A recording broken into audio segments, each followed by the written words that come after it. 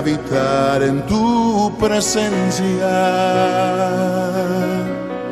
menguar para que crezcas tú y cada día seré más como tú. Quebranta mi corazón, quebranta mi vida, te entrego mi voluntad a ti. Todo lo que soy, Señor, todo cuanto tengo es tuyo.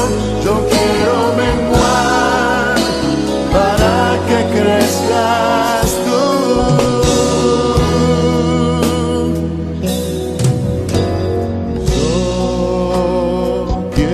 Más de ti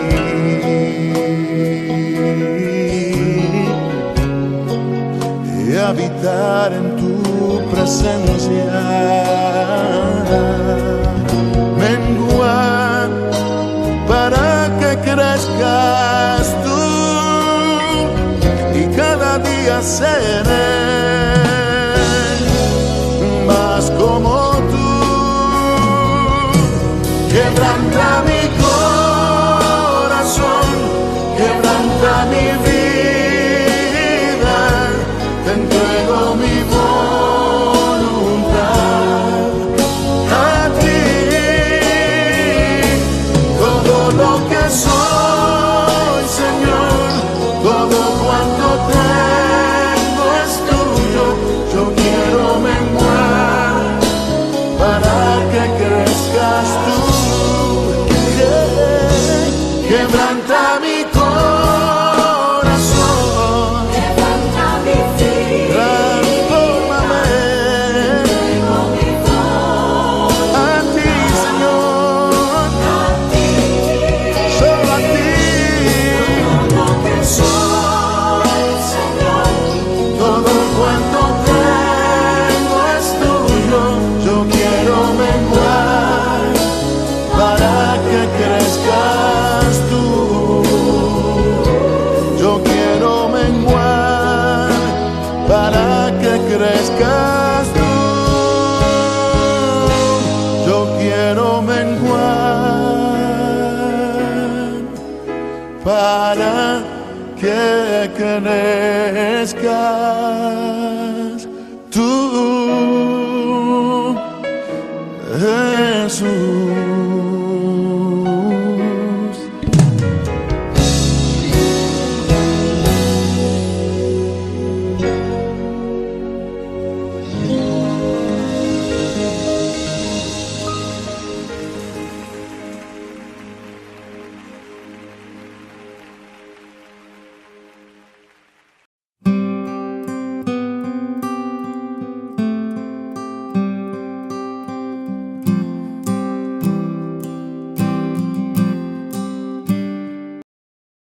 El libro de Proverbios, capítulo 11.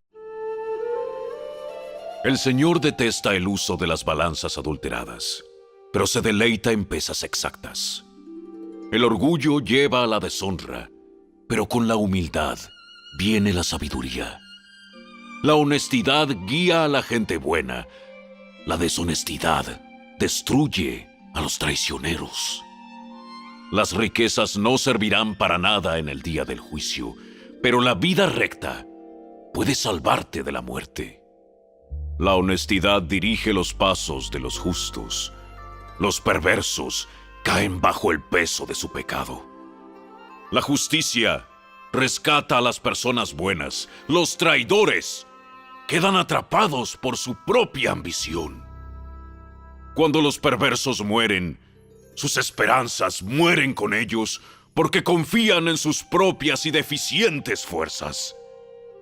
Los justos son rescatados de dificultades y éstas caen sobre los perversos. Los que no tienen a Dios destruyen a sus amigos con sus palabras, pero el conocimiento rescatará a los justos. Toda la ciudad festeja cuando el justo triunfa. Grita de alegría cuando el perverso muere. Los ciudadanos íntegros son de beneficio para la ciudad y la hacen prosperar. Pero las palabras de los perversos la destruyen. Es necio denigrar al vecino. Una persona sensata guarda silencio. El chismoso anda contando secretos, pero los que son dignos de confianza saben guardar una confidencia. Sin liderazgo sabio, la nación se hunde. La seguridad está en tener muchos consejeros. Es peligroso dar garantía por la deuda de un desconocido. Es más seguro no ser fiador de nadie.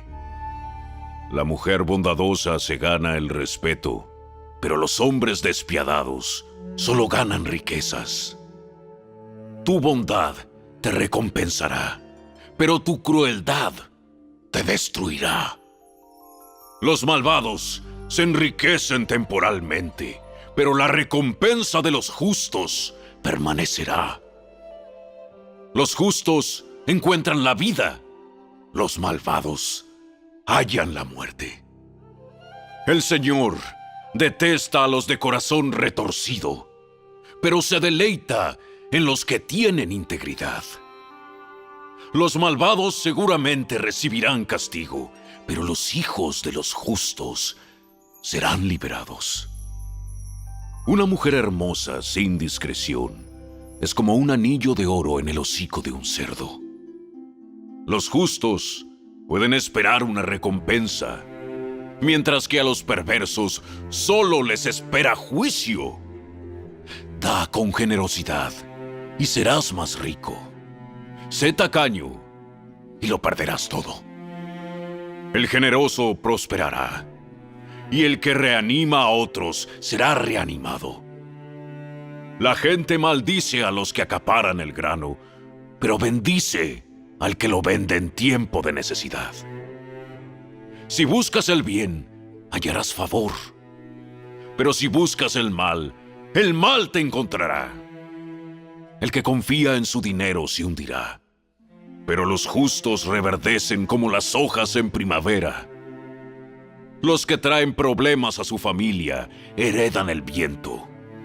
El necio será sirviente del sabio. La semilla de las buenas acciones se transforma en un árbol de vida. Una persona sabia gana amigos. Si los justos reciben su recompensa aquí en la tierra, ¿cuánto más los pecadores perversos?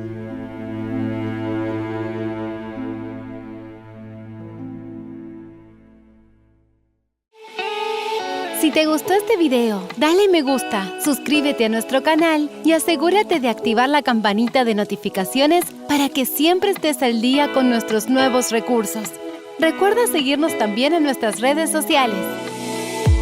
Descarga ahora mismo la app y escucha la audio Biblia dramatizada en tu celular. Busca lectura pública de la Biblia en la tienda de tu dispositivo o vea la descripción de este video donde también encontrarás los links de descarga. Para ver el siguiente video, toca el recuadro que aparece en tu pantalla. ¡Hasta pronto!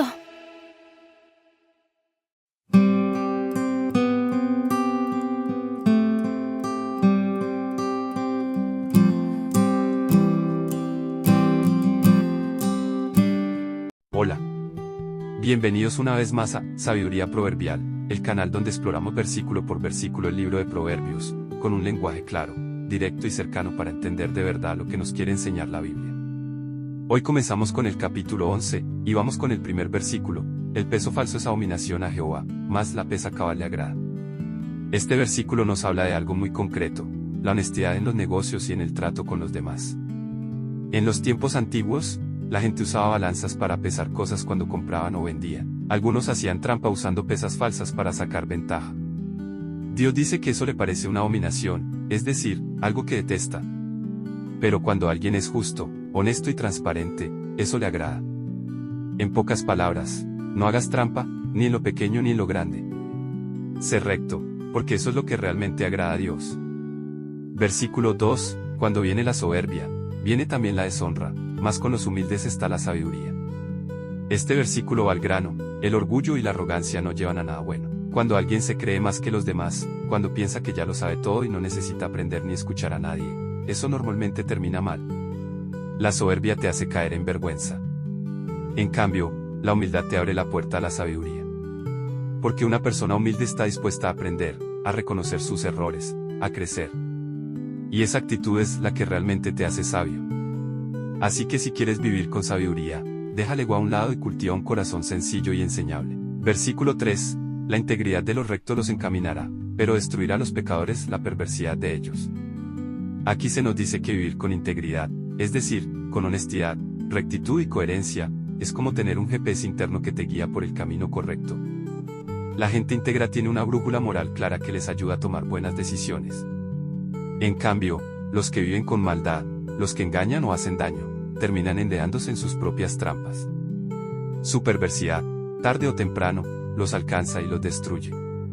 Es como si se cavaran su propia fosa con sus malas acciones. En pocas palabras, vivir con principios no solo es lo correcto, también es lo más sabio. Siguiente versículo. No aprovecharán las riquezas en el día de la ira, mas la justicia librará de muerte. Este versículo nos recuerda algo poderoso: el dinero no lo es todo. Puedes tener mucho oro guardado, casas, carros, cuentas llenas, pero cuando llegue el día de la ira, o sea, cuando las cosas realmente se pongan serias, ya sea una crisis, una tragedia o incluso el juicio de Dios, todo ese dinero no te va a poder salvar.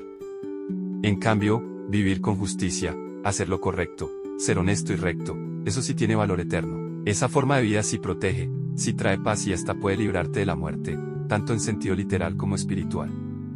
Aquí la Biblia nos pone a pensar: ¿estás acumulando riquezas o estás construyendo una vida justa? Versículos 5 y 6. La justicia del perfecto enderezará su camino, mas el impío por su impiedad caerá. La justicia de los rectos los librará, mas los pecadores serán atrapados en su pecado. Estos dos versículos nos muestran un contraste clarísimo entre vivir con rectitud y vivir haciendo lo malo. La persona justa, la que busca hacer las cosas bien, va por un camino más claro, más recto. Es como si su propia forma de vivir fuera limpiando el camino delante de él. Pero el que anda en maldad, tarde o temprano tropieza y cae por culpa de sus propios errores. Además, la justicia no solo endereza el camino, también es una especie de escudo. Dice que los rectos serán librados, o sea, protegidos, mientras que los que viven en pecado terminarán atrapados en eso mismo. Es como una red que ellos mismos tejieron y luego los atrapa. En otras palabras, lo que sembramos, eso cosechamos. Si sembramos justicia, cosechamos libertad y protección. Si sembramos pecado, cosechamos problemas y destrucción. Versículos 7 y 8. Cuando muere el hombre impío, perece su esperanza, y la expectación de los malos perecerá. El justo es librado de la tribulación, mas el impío entra en lugar suyo. Aquí se nos recuerda algo muy fuerte pero real: las esperanzas del malvado no tienen futuro. Cuando esa persona muere, todo lo que esperaba o soñaba se va con él, porque estaba basado en cosas pasajeras o injustas. En cambio, la esperanza del justo tiene fundamento más allá de esta vida. Por eso, el versículo 8 muestra cómo el justo puede ser librado de problemas, mientras que el impío termina llevándose las consecuencias. Es como si el justo saliera ileso de una tormenta y el impío quedara atrapado en ella. Al final, cada uno recibe lo que corresponde a su forma de vivir, y Dios se encarga de hacer justicia. Versículo 9. El hipócrita con la boca daña a su prójimo, mas los justos son librados con la sabiduría. Este versículo va directo al grano: hay personas que con solo hablar ya hacen daño. El hipócrita es esa persona falsa, que por delante puede parecer buena onda, pero por detrás está sembrando chismes, mentiras o críticas destructivas. Sus palabras no son sinceras y terminan afectando a los que están cerca. Pero en contraste, los justos se salvan de ese tipo de ataques gracias a la sabiduría. Es decir, la sabiduría les ayuda a detectar la hipocresía, a no caer en provocaciones y a manejarse con prudencia. No necesitan venganza ni pelear, porque su forma de actuar y pensar los protege. Versículos 10 y 11. Cuando a los justos les va bien, toda la ciudad se alegra, pero cuando los malvados desaparecen, la gente lo celebra. Este versículo muestra cómo la vida de las personas rectas tiene un impacto positivo en su comunidad. Su manera de vivir trae paz, justicia, buen ejemplo, y eso se nota. En cambio, cuando el que hacía daño ya no está, la gente respira tranquila. Es duro decirlo, pero a veces la salida de una persona tóxica es motivo de alivio. Y el siguiente versículo remata la idea: la bendición de los rectos engrandece una ciudad, pero la boca de los malvados puede destruirla. O sea, las palabras y acciones de los buenos levantan, construyen, mejoran la sociedad. Pero las palabras de los impíos, llenas de veneno, mentiras o división, pueden causar un caos. Así de poderosa es la influencia de cada uno, para bien o para mal. ¿Qué estamos aportando nosotros con nuestras palabras y nuestra forma de vivir? Seguimos con el versículo 12, el que carece de entendimiento menosprecia a su prójimo, mas el hombre prudente calla. Este versículo nos da una lección muy directa sobre cómo tratamos a los demás. Cuando alguien no tiene sabiduría ni empatía, tiende a mirar por encima del hombro a otros, a criticarlos sin conocerlos, como si eso lo hiciera sentirse superior. Pero eso solo muestra su falta de entendimiento. En cambio, una persona prudente, que piensa bien lo que dice, sabe que no siempre hay que opinar o hablar. Sabe cuándo es mejor quedarse callado y evitar herir o causar problemas. A veces el verdadero sabio no es el que más habla, sino el que sabe cuándo no decir nada. El versículo 13 continúa, y dice, el que anda en chismes descubre el secreto, mas el de espíritu fiel lo guarda todo. Aquí se nos habla sobre la importancia de la confianza y la discreción. El que anda contando todo lo que escucha, revelando secretos o detalles privados, es alguien que no tiene cuidado con lo que dice, y acaba traicionando la confianza de los demás. Por el contrario, el hombre fiel, el que es confiable y tiene un espíritu recto, guarda los secretos, los respeta y no los usa para chismes o rumores. Este versículo nos enseña que la lealtad y la prudencia son esenciales para ser personas de confianza. ¿Te has encontrado alguna vez en una situación donde alguien confiaba en ti y tú mantuviste el secreto? Eso es lo que realmente honra a las personas. Seguimos con el versículo 14, que dice, donde no hay dirección sabia, caerá el pueblo, mas en la multitud de consejeros hay seguridad. Este proverbio resalta el valor de una guía sabia y el consejo colectivo. Cuando una persona, o incluso una comunidad, actúa sin dirección, sin orientación clara, está expuesta al fracaso. Pero cuando se busca el consejo de varios sabios, personas con entendimiento y experiencia, se encuentra protección, estabilidad y mejores decisiones. Esto aplica a todas las áreas de la vida, familia, trabajo, liderazgo espiritual, e incluso decisiones personales. No se trata de depender completamente de otros, sino de tener la humildad para escuchar múltiples perspectivas antes de actuar. Consultar con otros no es señal de debilidad, sino de sabiduría. El siguiente versículo, el 15, dice, con ansiedad será afligido el que sale por fiador de un extraño, mas el que aborreciere las fianzas vivirá seguro. Este proverbio nos advierte sobre el peligro de asumir responsabilidades financieras por personas que no conocemos bien. Ser fiador implica comprometerse a pagar una deuda si el deudor no cumple, y hacerlo por un extraño puede traer angustia, ansiedad y consecuencias económicas graves. La segunda parte del versículo aconseja rechazar ese tipo de compromisos innecesarios, especialmente cuando no hay suficiente confianza o seguridad. La enseñanza es clara, sé prudente con tus compromisos, cuida tu estabilidad, y evita involucrarte en riesgos ajenos sin un juicio sabio. Esto no significa ser egoísta, sino actuar con discernimiento. El versículo 16 dice, la mujer agraciada tendrá honra, y los fuertes tendrán riquezas. Este proverbio presenta dos tipos de recompensas en la vida, la honra y la riqueza, y como éstas se obtienen por cualidades diferentes. La mujer agraciada se refiere no solo a la belleza exterior, sino también a la gracia, el buen carácter y la sabiduría. Esa clase de mujer es honrada, respetada y valorada por quienes la rodean. Por otro lado, los fuertes, que pueden ser personas trabajadoras, valientes o poderosas, obtienen riquezas. No necesariamente se alaba la riqueza aquí, sino que se presenta como una consecuencia del esfuerzo y la fortaleza. Ambas bendiciones, la honra y la prosperidad, son fruto de virtudes que Dios valora, la gracia, el carácter, la fuerza y la diligencia. El versículo 17 dice, a su alma hace bien el hombre misericordioso, mas el cruel se atormenta a sí mismo. Aquí se nos recuerda que la misericordia no solo bendice a los demás, sino que también trae paz y bienestar al que la practica. En contraste, la crueldad, aunque parezca afectar a otros, termina destruyendo el mismo corazón del que la ejerce. Es como si el hombre cruel cavara su propia fosa emocional y espiritual. Seguimos con el versículo 18, el impío hace obra falsa, mas el que siembra justicia tendrá galardón firme. Este versículo contrasta las acciones del impío y del justo. El impío actúa con engaño, sin fruto duradero, mientras que el justo siembra justicia, como quien planta algo con paciencia y constancia. Y ese justo recibe una recompensa firme, estable, segura, no como las ganancias momentáneas del malvado. El versículo 19 continúa, como la justicia conduce a la vida, así el que sigue el mal lo hace para su muerte. Aquí se habla de las consecuencias finales. La justicia lleva a la vida, no solo vida física, sino una vida plena, bendecida por Dios. Mientras que el que persiste en el mal, aunque no vea el juicio inmediatamente, va camino a la muerte, tanto espiritual como eterna.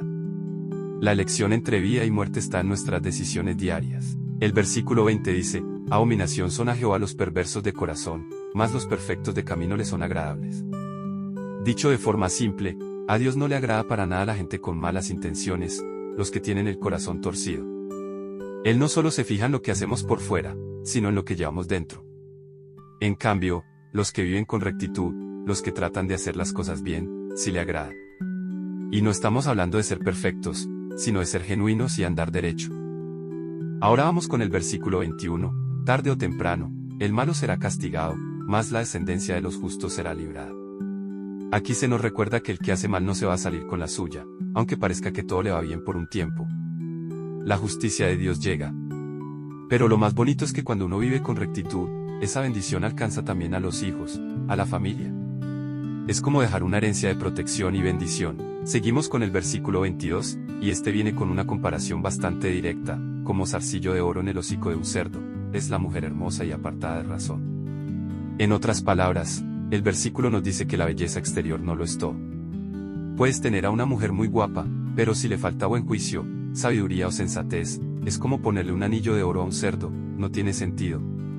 La verdadera belleza no es solo lo físico, sino también lo que hay en el corazón y en la mente. Este proverbio nos empuja a valorar más el carácter y la inteligencia que solo la apariencia, porque la belleza sin razón no tiene propósito, ni dirección. Seguimos con el versículo 23, y este también va al grano. El deseo de los justos es solamente el bien, mas la esperanza de los impíos es el enojo.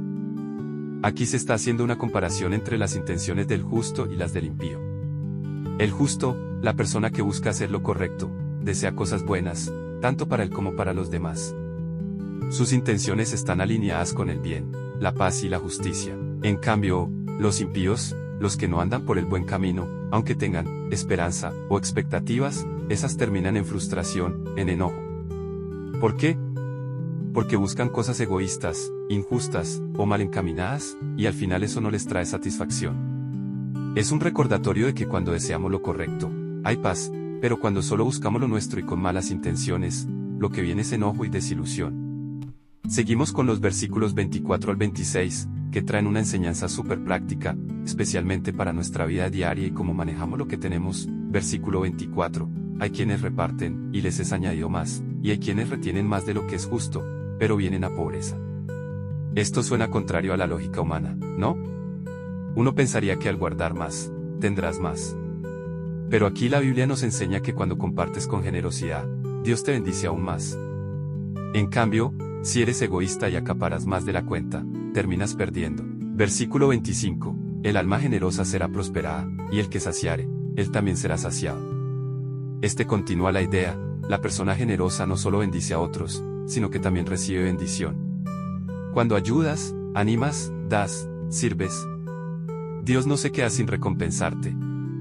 Es una ley espiritual, das, y recibes. Versículo 26, al que acapara el grano, el pueblo lo maldecirá, pero bendición será sobre la cabeza del que lo vende. Aquí se habla de gente que guarda todo solo para sí, especialmente en tiempos de necesidad. El que se niega a compartir lo que tiene, especialmente cuando otros lo necesitan, se gana el rechazo de la gente.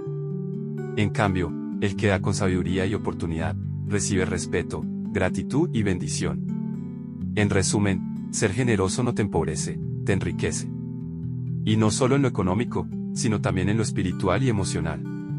Seguimos ahora con el versículo 27 de Proverbios 11, el que procura el bien buscará favor, mas al que busca el mal, éste le vendrá. Este versículo nos muestra una verdad directa y poderosa, las intenciones que tenemos marcan nuestro camino. Si tú estás enfocado en hacer el bien, en ayudar, en construir, naturalmente vas a traer buenas cosas y ganarás el favor de Dios y de las personas. Pero si, por el contrario, tu corazón busca el mal, si estás planeando dañar, aprovecharte o actuar con malicia, eso mismo te va a alcanzar. Tarde o temprano, lo malo que uno siembra, termina regresando. En resumen, lo que persigues, te persigue. Si buscas el bien, te va bien. Si buscas el mal, ya sabes lo que viene. Ahora vamos con el versículo 28, el que confía en sus riquezas caerá, mas los justos reverdecerán como ramas. Este versículo nos alerta sobre algo muy importante: no debemos poner nuestra confianza en el dinero. Si te apoyas solo en las riquezas, si crees que con tener dinero todo se soluciona, estás poniendo tu base sobre algo inestable. Las riquezas vienen y van, y confiar en ellas te puede llevar a la caída. Pero los justos, aquellos que siguen el camino de la integridad, verán frutos a largo plazo, como un árbol que reverdece y da frutos, incluso después de las dificultades. La verdadera seguridad está en Dios y en vivir de acuerdo a sus principios, no en lo que tienes materialmente. Es un recordatorio de que lo que realmente importa no es cuánto poseemos, sino cómo vivimos y confiamos en lo que realmente dura. Pasemos al versículo 29, el que turba su casa heredará viento, y el necio será siervo del sabio de corazón. Este versículo nos habla de la importancia de mantener la paz y el orden en casa. Si eres alguien que constantemente está causando problemas o creando caos en tu hogar, lo único que vas a recibir a largo plazo es vacío y frustración. Es como si estuvieras heredando el viento, algo que no te da nada valioso. La paz y la armonía, por el contrario, son las que realmente enriquecen y fortalecen a una familia. Y luego, dice que el necio, esa persona que actúa sin sabiduría, acabará sirviendo a aquellos que tienen sabiduría en su corazón. Esto refleja que la sabiduría y el buen juicio tienen poder. Si no sabes cómo manejar tus relaciones o tu vida, acabas dependiendo de aquellos que sí lo saben hacer. Es un buen recordatorio de que la paz en el hogar y la sabiduría son los verdaderos tesoros que debemos buscar, no solo el caos o la terquedad. Vamos con los versículos 30 y 31, el fruto del justo es árbol de vida, y el que gana almas es sabio. Este versículo nos dice algo muy poderoso: el fruto del justo es como un árbol de vida. Esto significa que las buenas acciones, la sabiduría y la rectitud de una persona son frutos que traen vida y bienestar a otros. Cuando vives con integridad y sigues el camino de la justicia, no solo te beneficia a ti, sino que puede ser una bendición para quienes te rodean. Y en cuanto a la parte que dice, el que gana almas es sabio, nos está recordando la importancia de compartir sabiduría y ayudar a los demás a encontrar el camino correcto. Aquellos que trabajan para guiar a otros hacia el bien y hacia Dios son sabios, porque están sembrando vida y esperanza en el corazón de las personas. Ciertamente el justo será recompensado en la tierra, cuanto más el impío y el pecador. Este último versículo nos da una gran verdad: el justo será recompensado en la tierra.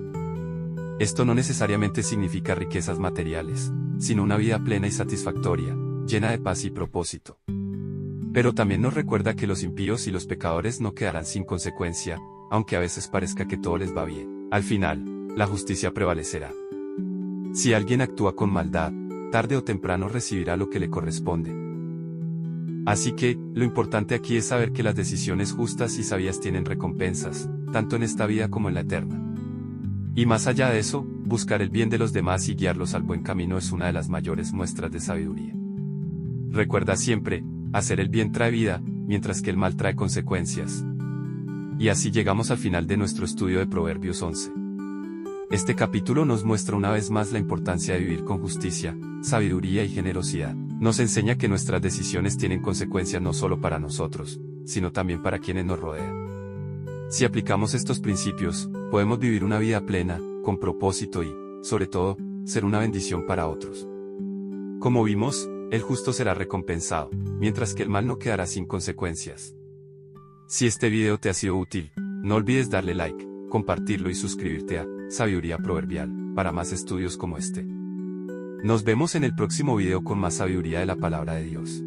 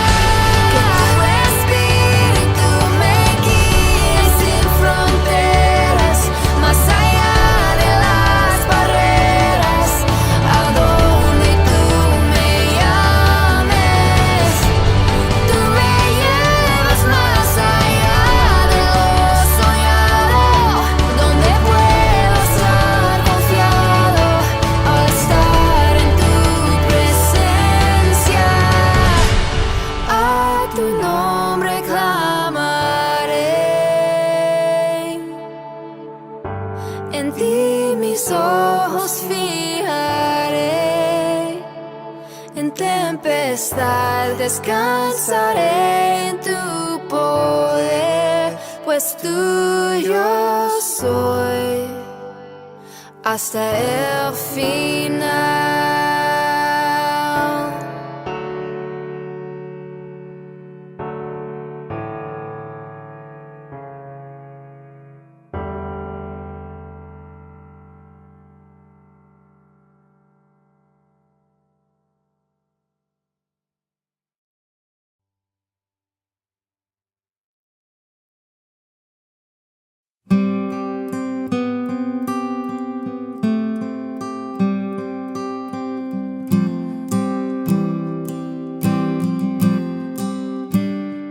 El primer libro de la Biblia es uno del que seguro has escuchado. Se llama Génesis.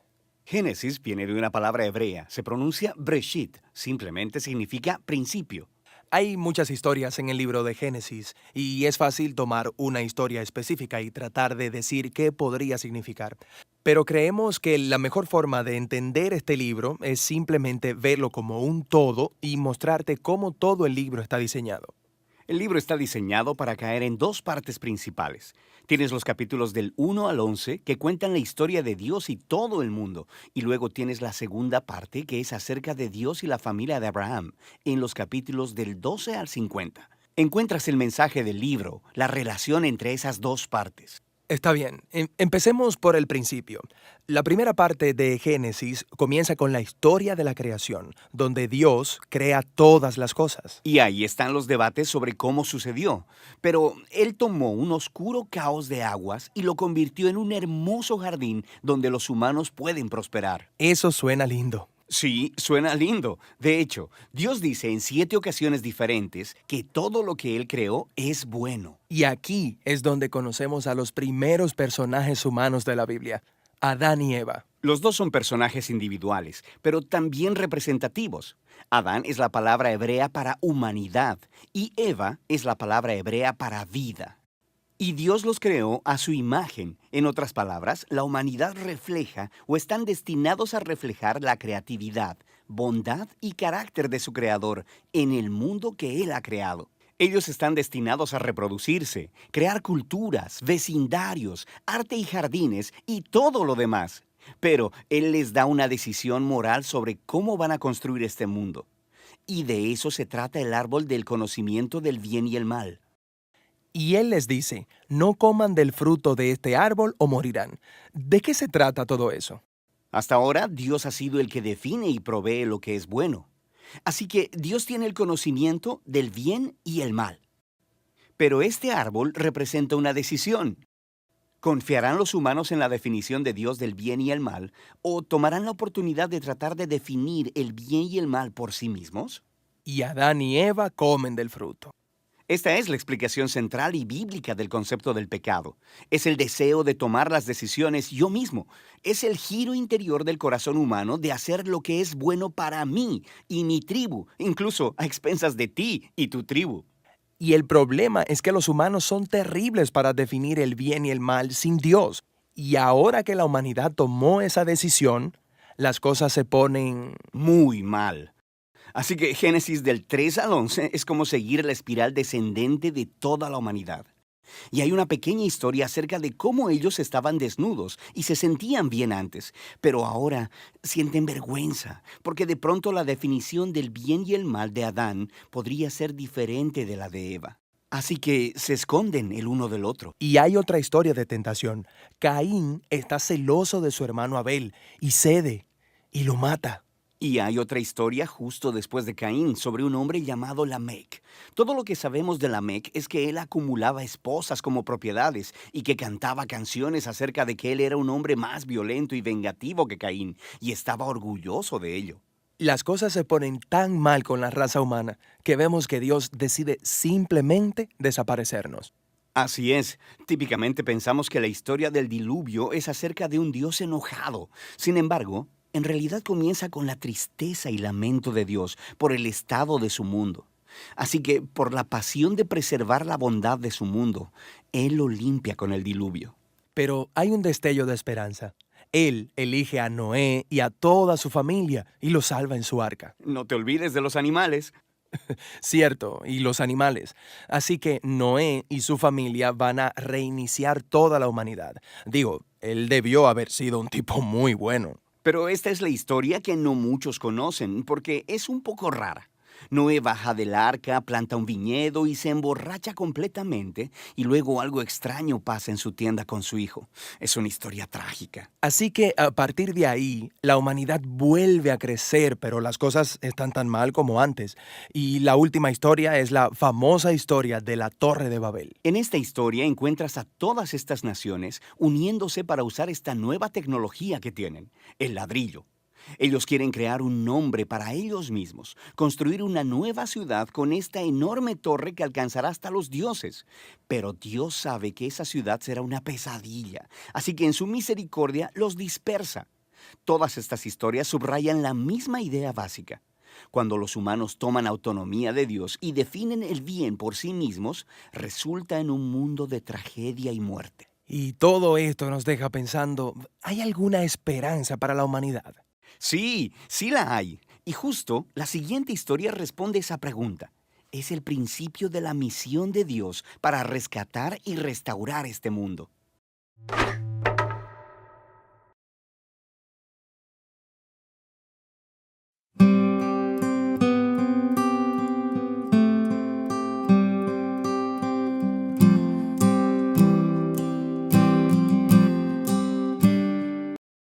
El libro de Génesis, capítulo 11. Hubo un tiempo en que todos los habitantes del mundo hablaban el mismo idioma y usaban las mismas palabras. Al emigrar hacia el oriente, encontraron una llanura en la tierra de Babilonia y se establecieron allí. Comenzaron a decirse unos a otros: Vamos a hacer ladrillos y endurecerlos con fuego. En esa región se usaban ladrillos en lugar de piedra y la brea se usaba como mezcla. Entonces dijeron: Vamos, construyamos una gran ciudad para nosotros, con una torre que llegue hasta el cielo. Eso nos hará famosos y evitará que nos dispersemos por todo el mundo. Pero el Señor descendió para ver la ciudad y la torre que estaban construyendo y dijo: Miren, la gente está unida y todos hablan el mismo idioma. Después de esto, nada de lo que se propongan hacer les será imposible. Vamos a bajar a confundirlos con diferentes idiomas. Así no podrán entenderse unos a otros. De esa manera, el Señor los dispersó por todo el mundo, y ellos dejaron de construir la ciudad. Por eso la ciudad se llamó Babel, porque fue allí donde el Señor confundió a la gente con distintos idiomas. Así los dispersó por todo el mundo. Este es el relato de la familia de Sem. 2 años después del gran diluvio, cuando Sem tenía 100 años de edad, tuvo a su hijo Arfaxad. Después del nacimiento de Arfaxad, Sem vivió 500 años más y tuvo otros hijos e hijas. Cuando Arfaxad tenía 35 años de edad, tuvo a su hijo Sala. Después del nacimiento de Sala, Arfaxad vivió 403 años más y tuvo otros hijos e hijas. Cuando Sala tenía 30 años de edad, tuvo a su hijo Eber. Después del nacimiento de Eber, Sala vivió 403 años más y tuvo otros hijos e hijas. Cuando Eber tenía 34 años de edad, tuvo a su hijo Peleg. Después del nacimiento de Peleg, Eber vivió 430 años más y tuvo otros hijos e hijas. Cuando Peleg tenía 30 años de edad, tuvo a su hijo Reu. Después del nacimiento de Reu, Peleg vivió 209 años más y tuvo otros hijos e hijas. Cuando Reu tenía 32 años de edad, tuvo a su hijo Serug. Después del nacimiento de Serug, Reu vivió 207 años más y tuvo otros hijos e hijas. Cuando Serug tenía 30 años de edad, tuvo a su hijo Nacor. Después del nacimiento de Nacor, Serug vivió 200 años más y tuvo otros hijos e hijas. Cuando Nacor tenía 29 años de edad, tuvo a su hijo Taré. Después del nacimiento de Taré, Nacor vivió 119 años más y tuvo otros hijos e hijas. Después de que Taré cumpliera 70 años de edad, tuvo a Abram, a Nacor y a Harán. Este es el relato de la familia de Taré. Taré fue el padre de Abram, Nacor y Harán, y Harán fue el padre de Lot. Pero Harán murió en Ur de los Caldeos, su tierra natal, mientras su padre Taré aún vivía. Durante ese tiempo, tanto Abram como Nacor se casaron.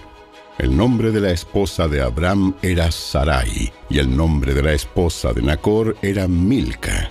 Milca y su hermana Isca eran hijas de Harán, el hermano de Nacor. Pero Sarai no podía quedar embarazada y no tenía hijos. Cierto día, Taré tomó a su hijo Abram, a su nuera Sarai, la esposa de su hijo Abram, y a su nieto Lot, el hijo de su hijo Harán, y salieron de Ur de los Caldeos. Taré se dirigía a la tierra de Canaán, pero se detuvieron en Harán y se establecieron allí. Taré vivió 205 años y murió mientras aún estaba en Harán.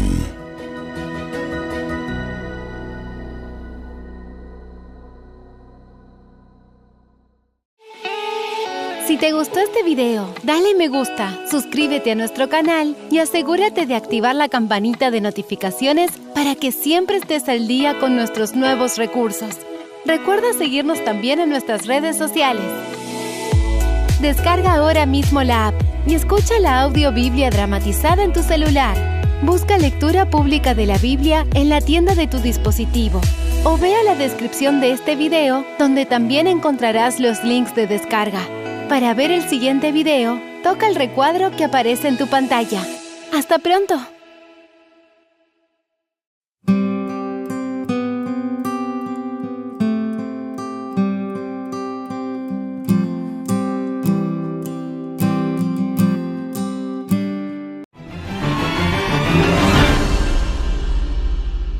Para continuar nuestro recorrido por el texto sagrado, lo haremos abriendo nuestras Biblias en el capítulo número 11 del libro del Génesis. Yo soy Alexander Suárez y esto es Esperanza, el canal de las Sagradas Escrituras. El capítulo nos presenta 3 temáticas importantes. La primera de ellas es la construcción de una torre en las llanuras del Sinar, lo que se llamaría la Torre de Babel. Los primeros 9 versículos presentan este acontecimiento de la siguiente manera. Había entonces en toda la tierra una sola lengua y una misma palabra. ¿Qué idioma se hablaba antes de la construcción de la Torre de Babel? La Biblia no lo dice, pero todos tenían un mismo lenguaje. Y aquí hay una evidencia poderosa de la historia mundial, de que lo que la Biblia enseña es verdaderamente correcto. Si hubiésemos surgido de un proceso evolutivo, todos estuviéramos hablando una misma lengua, tuviéramos un mismo idioma. Pero hay tantas variedades de idiomas que la Biblia nos describe a nosotros por qué surgió esta circunstancia. Así que el versículo nos presenta que cuando los hombres salieron del oriente, hallaron una llanura en la tierra de Sinar y se establecieron allí. Y dijeron, hagamos ladrillo y cosámoslo al fuego. Y el ladrillo les sirvió de piedra y el asfalto de mezcla. Después dijeron, edifiquemos una ciudad y una torre cuya cúspide llegue al cielo, para hacernos famosos y para no ser esparcidos por toda la tierra. El propósito de la construcción de la Torre de Babel era hacerse famosos, tener un renombre mundial, ser grandes, ser poderosos y no permitir que la gente se esparciera como Dios lo había ordenado. Entonces el Señor descendió para ver la ciudad y la torre que edificaban los hombres. Y dijo el Señor, el pueblo es uno y todos tienen un mismo lenguaje. Han empezado la obra y nada los hará desistir de lo que han pensado hacer. Ahora pues, descendamos, nuevamente se repite la pluralidad de Dios, y confundamos allí su lenguaje para que ninguno entienda el habla de su compañero. Así el Señor los esparció por la faz de toda la tierra, y dejaron de edificar la ciudad. Por eso fue llamada Babel, porque allí el Señor confundió el lenguaje de toda la tierra, y desde allí los esparció por toda la tierra. Los habitantes de la llanura de Sinar decidieron construir allí en los llanos una ciudad y en ella una torre de tan estupenda altura que fuera la maravilla del mundo. Esta empresa fue ideada para impedir que la gente se esparciera en colonias. Dios había mandado a los hombres a que se diseminaran por toda la tierra, que la poblaran y que se enseñorearan de ella, pero estos constructores de la Torre de Babel decidieron mantener su comunidad unida en un solo cuerpo y fundar una monarquía que a su tiempo abarcaría todo el mundo. Así, su ciudad se convertiría en la metrópoli de un imperio universal. Su gloria demandaría la admiración y el homenaje del mundo entero y haría célebre a sus fundadores. La magnífica torre que debía alcanzar hasta los cielos estaba destinada a ser algo así como un monumento del poder y la sabiduría de sus constructores, para perpetuar su fama hasta las últimas generaciones. Los moradores de la llanura de Sinar no creyeron en el pacto de que Dios prometía no traer otro diluvio sobre la tierra. Muchos de ellos negaban la existencia de Dios y atribuían el diluvio a acción de causas naturales. Otros creían en un ser supremo que había destruido el mundo antediluviano, y sus corazones, como el de Caín, se rebelaron contra el Señor. Uno de sus fines al construir la torre fue el de alcanzar seguridad por si ocurría otro diluvio. Creyeron que construyendo la torre hasta una altura mucho más elevada que la que había alcanzado las aguas del diluvio, se hallarían fuera de toda posibilidad de peligro. Y al poder ascender a la región de las nubes, esperaban descubrir la causa del diluvio. Toda la empresa tenía por objeto exaltar aún más el orgullo de quienes la proyectaron, apartar de Dios la mente de las generaciones futuras y llevarlas a la idolatría. Adelantada la construcción de la torre, parte de ella fue habitada por sus propios edificadores.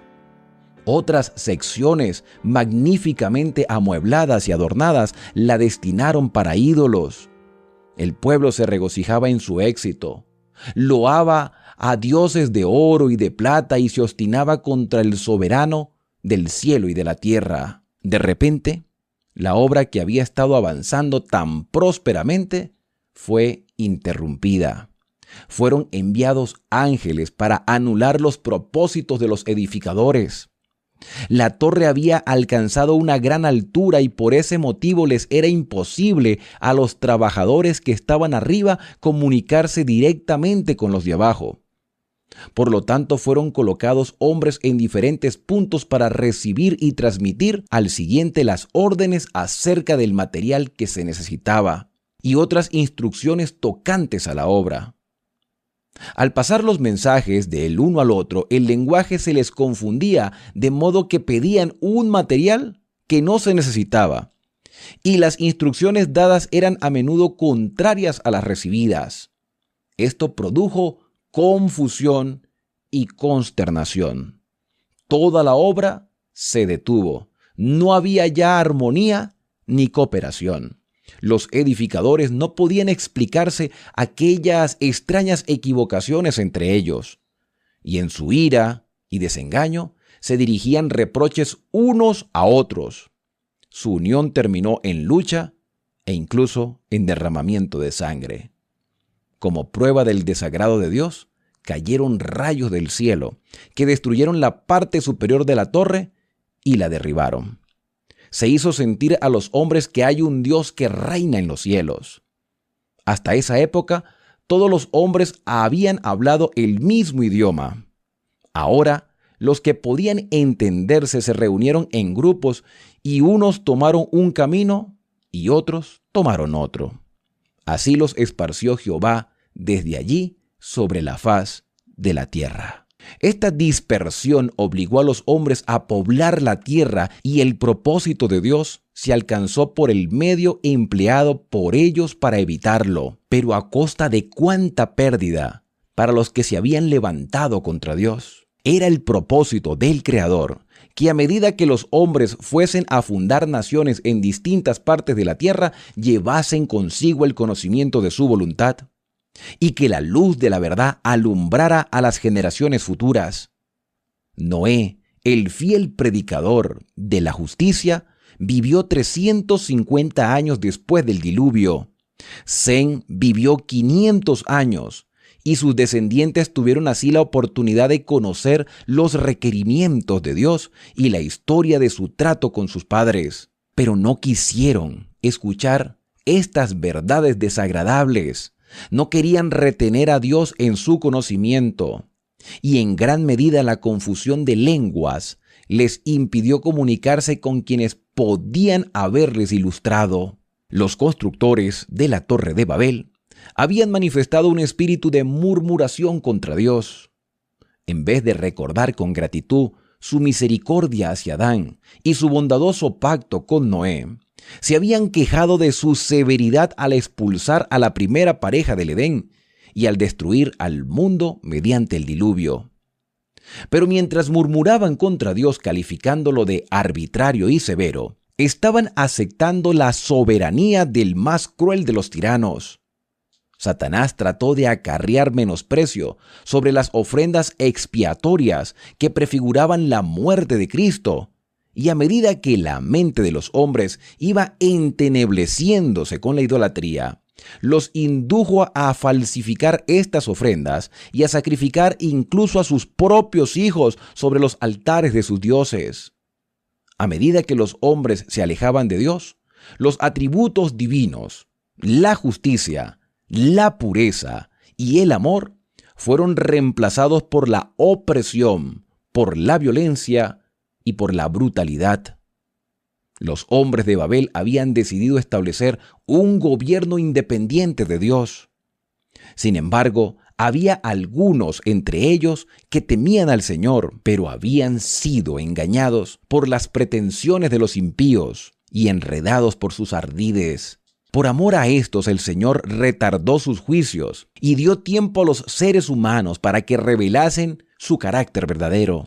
A medida que esto se cumplía, los hijos de Dios trabajaban para hacerles cambiar sus propósitos. Pero los hombres estaban completamente unidos en su atrevida empresa contra el cielo. Si no se los hubiese reprimido, habrían desmoralizado al mundo cuando todavía era joven. Su confederación se fundó en la rebelión. Era un reino que se establecía para el ensalzamiento propio, en el cual Dios no iba a tener soberanía ni honor. Si se hubiese permitido esta confederación, un formidable poder habría procurado desterrar la justicia, la paz, la felicidad y la seguridad de este mundo. En lugar del estatuto divino, que es santo, justo y bueno, los hombres estaban tratando de establecer leyes que satisfacieran su propio corazón cruel y egoísta. Los que temían al Señor le imploraron que intercediese, y descendió Dios para ver la ciudad y la torre que edificaban los hijos de los hombres. Por misericordia hacia el mundo, Dios frustró el propósito de los edificadores de la torre y derrumbó el monumento de su osadía. Por misericordia, Dios confundió su lenguaje y estorbó sus propósitos de rebelión. Dios soporta pacientemente la perversidad de los hombres, dándoles amplia oportunidad para arrepentirse, pero toma en cuenta todos los ardides para resistir la autoridad de su justa y santa ley. De vez en cuando, la mano invisible que empuña el cetro del gobierno se extiende para reprimir la iniquidad. Se da evidencia inequívoca de que el Creador del universo es el que es infinito en sabiduría, en amor y en verdad. Él es el gobernante supremo del cielo y de la tierra, cuyo poder nadie puede desafiar impunemente. Los planes de los constructores de la Torre de Babel terminaron en vergüenza y en derrota. El monumento de su orgullo sirvió para conmemorar su locura. Pero los hombres siguen hoy el mismo sendero, confiando en sí mismos y rechazando la ley de Dios. Es el principio que Satanás trató de practicar en el cielo, el mismo que siguió Caín al presentar su ofrenda. Hay constructores de torres en nuestros días. Los incrédulos formulan sus teorías sobre supuestas deducciones de la ciencia y rechazan la palabra revelada de Dios. Pretenden juzgar el gobierno moral de Dios. Desprecian su ley y se jactan de la suficiencia de la razón humana. Y porque no se ejecuta luego sentencias sobre la mala obra, el corazón de los hijos de los hombres está lleno para hacer el mal. Eclesiastés 8:11. En el mundo que profesa ser cristiano, muchos se alejan de las claras enseñanzas de las Sagradas Escrituras y construyen un credo fundado en especulaciones humanas y fábulas agradables, y señalan su torre como una manera de subir al cielo. Los hombres penden admirados de los labios elocuentes que enseñan que el transgresor no morirá, que la salvación se puede obtener sin obedecer la ley de Dios. Si los que profesan ser discípulos de Cristo aceptaran las normas de Dios, se unirían entre sí, pero mientras se ensalce la sabiduría humana sobre la santa palabra, habrá divisiones y disensiones. La confusión existente entre los credos y sectas contrarias se representa adecuadamente en el término Babilonia, que la profecía aplica a las iglesias mundanas de los últimos días. Muchos procuran hacerse un cielo adquiriendo riquezas y poder. Hablan con maldad y hacer violencia, hablan con altanería, pisotean los derechos humanos y desprecian la autoridad divina. El tiempo de la investigación de Dios ha llegado. El Altísimo descenderá para ver lo que los hijos de los hombres han construido. Su poder soberano se revelará. Las obras del orgullo humano serán abatidas.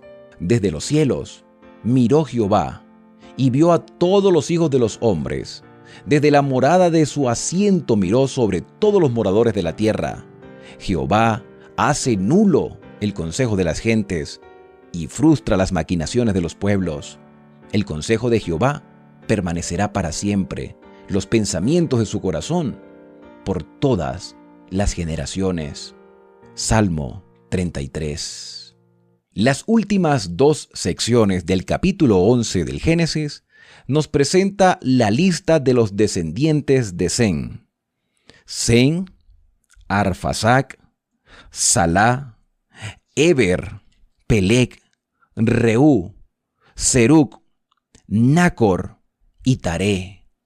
A partir del versículo 27 se muestra a los descendientes de Taré. Taré fue padre de Abraham, de Nacor y de Aram, y Aram fue padre de Lot, pero Aram murió antes que su padre Taré, en la tierra de su nacimiento, en Ur de los Caldeos. Abraham y Nacor tomaron esposas para sí. El nombre de la esposa de Abraham era Sarai, y la esposa de Nacor Milca, hija de Aram, padre de Milca y de Isca. Pero Sarai era estéril y no tenía hijos. Y Taré tomó a Abraham su hijo, a Lot, hijo de Aram, y a Sarai su nuera, esposa de Abraham, y salió de Ur de los Caldeos para ir a la tierra de Canaán.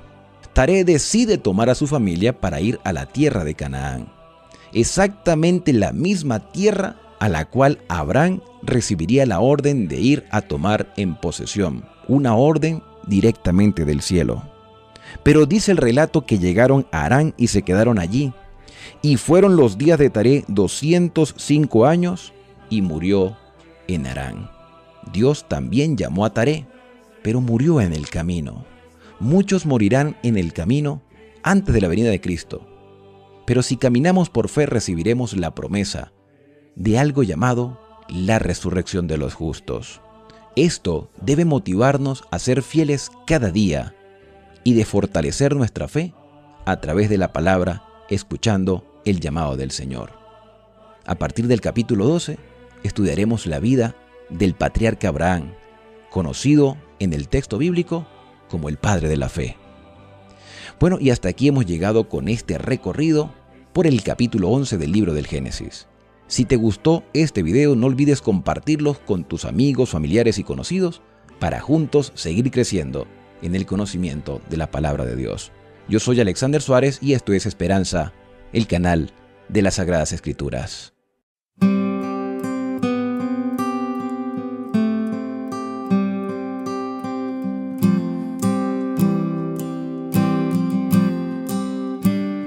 Capítulo 11. Tenía entonces toda la tierra una sola lengua y unas mismas palabras. Y aconteció que cuando salieron de oriente hallaron una llanura en la tierra de Sinar y se establecieron allí. Y se dijeron unos a otros, vamos, hagamos ladrillo y cosámoslo con fuego. Y les sirvió el ladrillo en lugar de piedra y el asfalto en lugar de mezcla. Y dijeron, vamos, edifiquémonos una ciudad y una torre cuya cúspide llega al cielo. Y hagámonos un nombre por si fuéramos esparcidos sobre la faz de toda la tierra. Y descendió Jehová para ver la ciudad y la torre que edificaban los hijos de los hombres.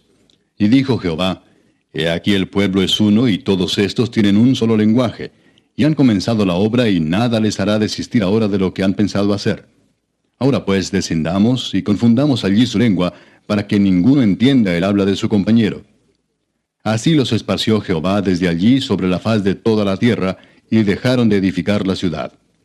Por esto fue llamado el nombre de ella Babel, porque allí confundió Jehová el lenguaje de toda la tierra, y desde allí los esparció sobre la faz de toda la tierra. Estas son las generaciones de Sem. Sem, de edad de 100 años, engendró a Arfaxad, 2 años después del diluvio. Y vivió Sem, después que engendró a Arfaxad, 500 años, y engendró hijos e hijas. Arfaxad vivió 35 años y engendró a Sala. Y vivió Arfaxad, después que engendró a Sala, 403 años, y engendró hijos e hijas. Sala vivió 30 años y engendró a Eber. Y vivió Sala, después que engendró a Eber, 403 años, y engendró hijos e hijas. Eber vivió 34 años, y engendró a Peleg. Y vivió Eber, después que engendró a Peleg, 430 años, y engendró hijos e hijas. Peleg vivió 30 años, y engendró a Reu. Y vivió Peleg, después que engendró a Reu, 209 años, y engendró hijos e hijas. Reu vivió 32 años, y engendró a Serug. Y vivió Reu, después que engendró a Serug, 207 años, y engendró hijos e hijas. Serug vivió 30 años, y engendró a Nacor. Y vivió Serug, después que engendró a Nacor, 200 años, y engendró hijos e hijas.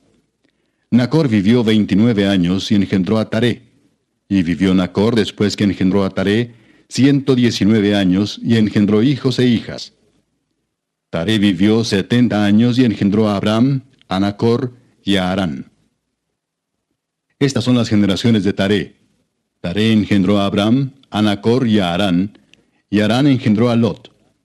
Y murió Harán antes que su padre Taré en la tierra de su nacimiento, en Ur de los Caldeos. Y tomaron a Abram y Nacor para sí mujeres.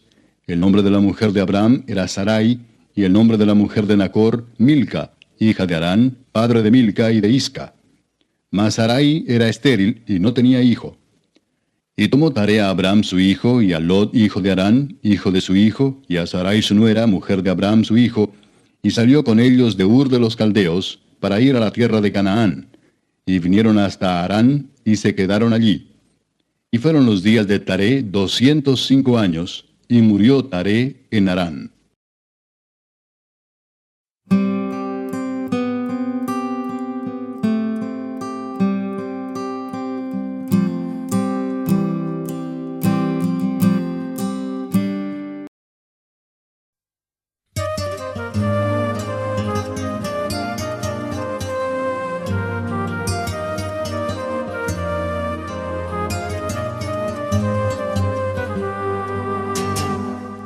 Precipites con calma, que la vida es bella si sabes llevarla. Aclara tus ideas, quédate con Cristo, pues Jehová es tu Padre y tú eres su Hijo. Mira qué legado nos ha dado el Padre, el poder llamarnos hijos del Señor. Ven acá mi hermano que te abrace fuerte, pues yo te amo mucho en el amor de Dios. Parecerá un sueño pero es verdadero, nuestro Cristo vive arriba en los cielos y desde su trono junto con el Padre baja y te bendice y hasta quiere hablarte, pero el enemigo siempre está al acecho y si te descuidas te roba el aliento. Guarda la semilla que te ha dado el Padre, si riegas la tierra pronto fruto sale. Si tú estás enfermo puedo presentarte al que cura todo y lo hace de balde. No cobra dinero por sus medicinas, solo a cambio pide que leas la Biblia.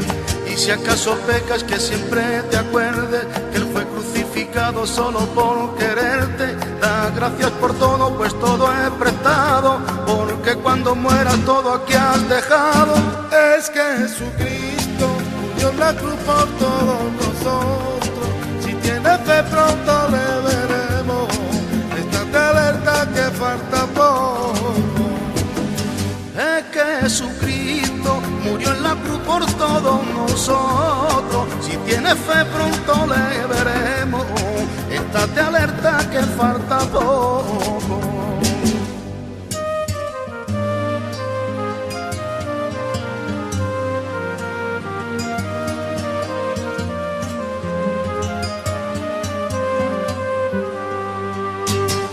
Las guerras del mundo son a sangre y fuego, pero de esa forma no trae nada bueno. Jesucristo dijo por la otra mejilla, nuestras guerras las ganamos de rodillas. Si ayunamos todos y oramos al Padre, puede haber tal fuerza que se rompa el aire. Pararemos guerras, quitaremos hambre, sanarán enfermos aclamando al Padre. Si eres buen cristiano tienes compromiso, dile al inconverso pronto viene Cristo. Da buen testimonio y en todo momento explícale el cambio que Dios en ti ha hecho. Siéntete orgulloso de llevar la Biblia, millones de hermanos perdieron sus vidas. Grandes hombres fueron los de aquellos tiempos, aclamando al Padre cuando iban muriendo. Es que Jesucristo murió en la cruz por todos nosotros, cuando Él marchó te dejó su espíritu, para que nunca estuviese solo. Y es que Jesucristo murió en la cruz por todos nosotros, si tienes fe pronto le veremos, estate alerta que falta poco. Y es que Jesucristo murió en la cruz por todos nosotros, si tienes fe pronto le veremos, estate alerta que falta poco.